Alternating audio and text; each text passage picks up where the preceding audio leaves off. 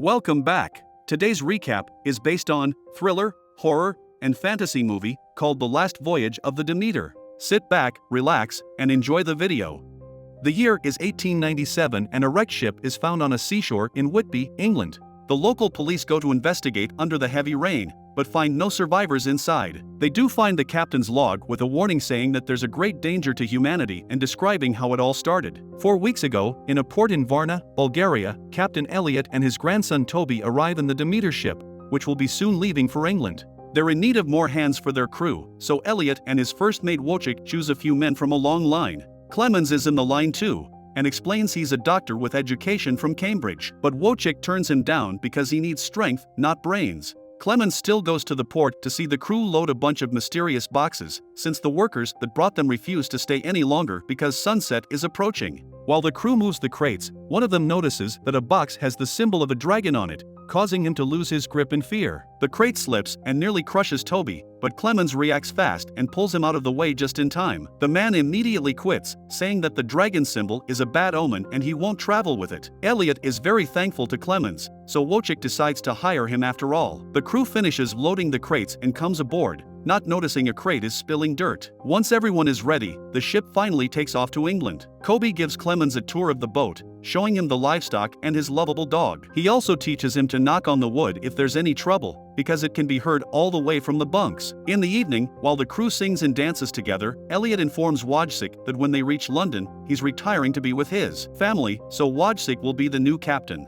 Meanwhile, one of the crates begins to shake and something mysterious moves inside. Afterward, the crew has dinner together and discusses what they'll do with their money. Clemens says he wishes to understand the world. Suddenly the dog starts barking and Toby rushes to check on the animals who are screaming in fear. It makes Toby worry, but Clemens assures them the animals are just nervous because they sense a storm is coming. They begin to cover the cages with sheets, but at that moment, a strong wave hits the ship and causes a crate in the cargo hold to fall. While Toby goes to alert the others, Clemens checks the cargo hold and finds an open crate with a pile of dirt that fell from it. All of a sudden, something moves in the dirt. It turns out to be a woman who was barely breathing. Clemens immediately takes her to a room to take care of her and administer blood transfusions to keep her stable, although some crew members think they shouldn't be helping a stowaway who may be carrying an illness. After doing all he can for the woman, Clemens leaves Toby watching over her and leaves the room, only to meet disapproval from the rest of the crew who think women on ships are bad omens. In the cargo bay, the dragon crate opens to reveal a horrible creature that checks the dirt and is disappointed to see the woman missing on the deck. Algarin is keeping watch, and when he uses his spyglass to look at the sea, he suddenly sees the creature, but it's gone by the time he puts the spyglass down. At that moment, Clemens also sees a weird figure on the deck, and when he calls for Algarin, nobody answers. Clemens knocks on the wood and comes closer, only to suddenly be startled by Algarin,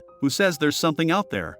Meanwhile, the dog barks at some weird presence in the animal hold. Moments later, Joseph comes to check on the animals and is shocked to discover they're all dead, including the dog. The crew gathers to discuss who may have done this and when. Petrovsky insists the woman is bringing bad luck.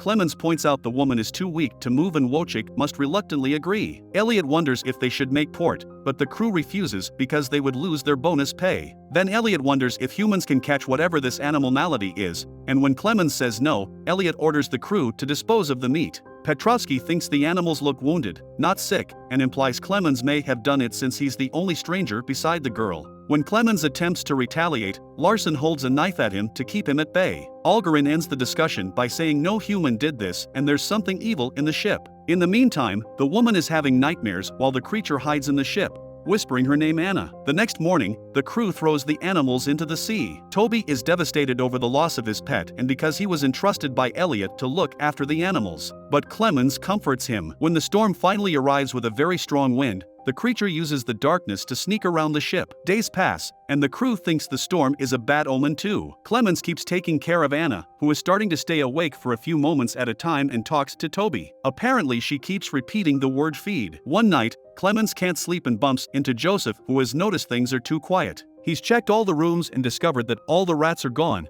which can't be a good sign. Meanwhile, Petrovsky is keeping watch when he hears a weird sound. He goes to investigate and is shocked to find a hole in the deck. Then he hears some groaning noises, and when he keeps on investigating, he suddenly discovers a sickly-looking creature crawling around. Petrovsky takes out his knife, but before he can act, the creature lunges at him and slashes his throat with its claws before proceeding to suck his blood out. Seconds later, Clemens comes on deck and finds all the signs of the attack, so he raises the alarm while the creature hides. The next morning, the crew discusses the clues, since they found Petrovsky's blood and knife, but not his body. They wonder if he fell into the water, and Wojciech accuses Clemens, who points out he would be covered in blood if he had done it. He also explains that all the animals had bite marks on them, only to suddenly be interrupted by Anna, who has finally left the bed and says that he's here before freaking out. While Clemens calms her down, Elliot sends the men to search for Petrovsky's body, to no avail. Later in the evening, after another transfusion, Anna talks to Clemens and explains that she knows what is the cause of all this. In her village, she lived near a castle where the evil creature dwelt. This monster is none other than Dracula,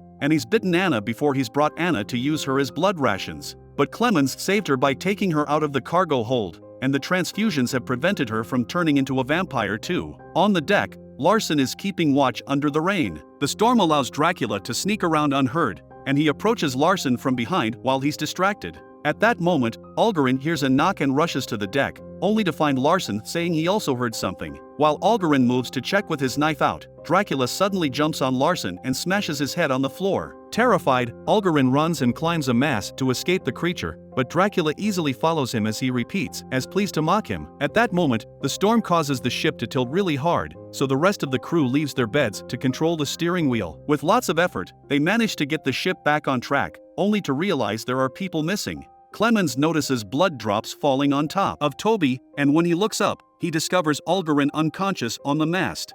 Larson's body is never found. The crew uses ropes to bring Algarin down, and as soon as he wakes up, he begins screaming in agony, so they strap him to the table. In the morning, Algarin falls asleep, so Clemens does his best to take care of his injuries, noticing the same bite marks as the animals and Anna, also the fact Algarin's body is very cold. Elliot orders to have 2 men on watch all the time and for every corner of the ship to be searched, but they find nothing. Hours later, when the sun is about to set, something shakes in the dragon crate and Algarin opens his eyes, which are now white. Meanwhile, Toby hears some noises and checks the quarter, only to discover Algarin has freed himself from his bindings. Algarin tries to capture Toby, who panics when he sees the white eyes and begins running away. He makes it to the captain's quarters and locks the door, which Algarin suddenly starts hitting with his own head until he manages to make a hole. All this noise is heard by the crew, who immediately rushes downstairs and begins fighting Algarin to subdue him. Inside the room, Toby is shocked to see Dracula, who stands up for the others to see him through the door hole too. Dracula jumps on Toby and begins sucking his blood, but at that moment, Anna shows up with a rifle to blow up the door lock. The crew rushes inside and finds Toby unconscious on the floor, but no Dracula. Afterward, Clemens puts Toby through transfusions too, using Elliot's blood. Next, the crew straps Algarin to the mast of the ship as they hear him claiming that he can hear every sound of the wind, ocean, and the blood pumping in everyone's veins. At that moment, the sun begins to rise and Algarin complains that he feels a burning sensation. When the sunlight touches his skin, it causes him to combust in agony before Wojciech shoots him in the head for mercy. Clemens begins to worry about the possibility of Toby going through the same thing,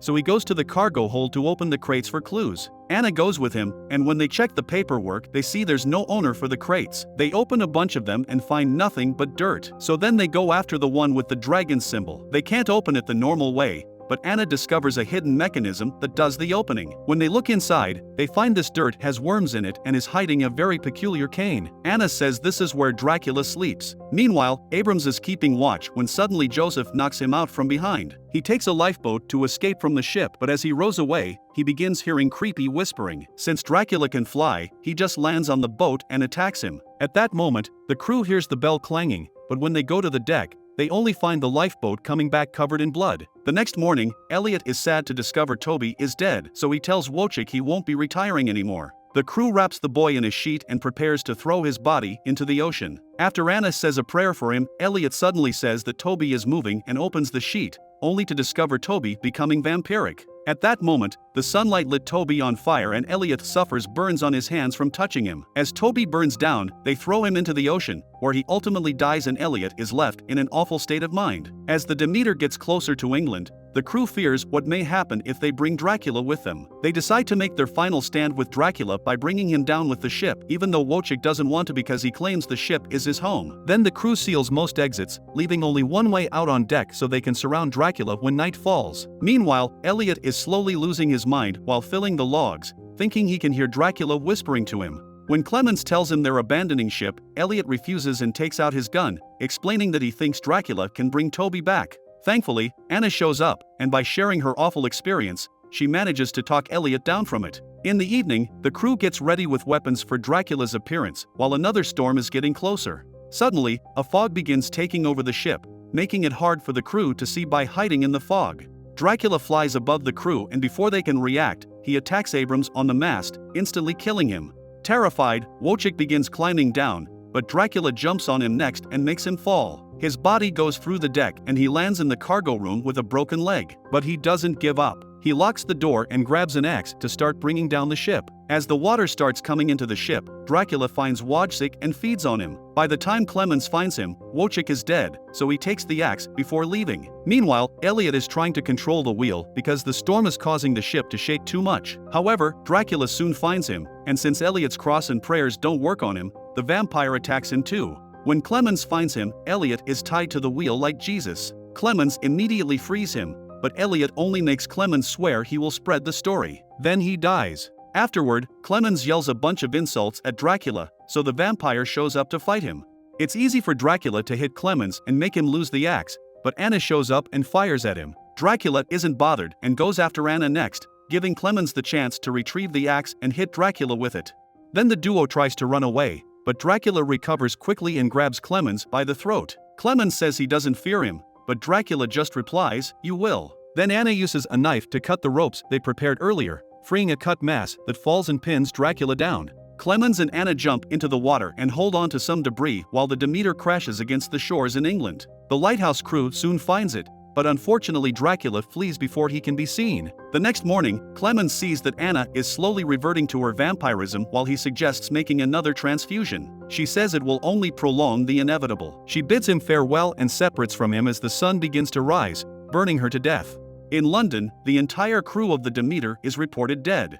But eventually Clemens arrives as well. He goes to a nearby pub to seek out the abbey where Dracula once lived and hears the same knocking sound from the ship. It turns out Dracula is there, disguised as a man carrying the cane from the cargo hold. Clemens follows him outside and vows to not rest until he sends the creature back to hell once and for all.